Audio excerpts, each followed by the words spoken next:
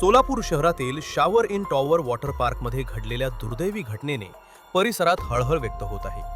मुस्लिम पाचापेठ येथील इकरा गौस भागनगरी ही अवघी 10 वर्षांची चिमुकली आपल्या कुटुंबासोबत आनंदानं वॉटर पार्कमध्ये फिरण्यासाठी गेली होती. खेळता खेळता अचानक तिला चक्कर आली आणि ती जागीच बेशुद्ध पडली. घाबरलेल्या नातेवाईकांनी तात्काळ तिला श्री मार्कंडे रुग्णालयात दाखल केले. मात्र डॉक्टरांनी तपासणीनंतर तिला मृत घोषित केले.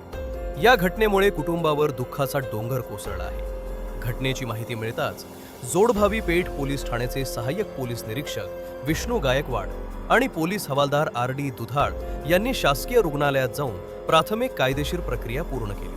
मृतदेह शवविच्छेदनासाठी श्री छत्रपती शिवाजी महाराज सर्वोपचार रुग्णालयात पाठवण्यात आला आहे. या प्रकरणाची अकस्मात मृत्यू म्हणून नोंद करण्यात आली असून चिमुरडीच्या मृत्यूचे नेमके कारण शवविच्छेदन अहवालानंतर स्पष्ट होणार असल्याची माहिती पोलिसांनी दिली. या घटनेने संपूर्ण सोलापूर शहरात शोककळा पसरली आहे.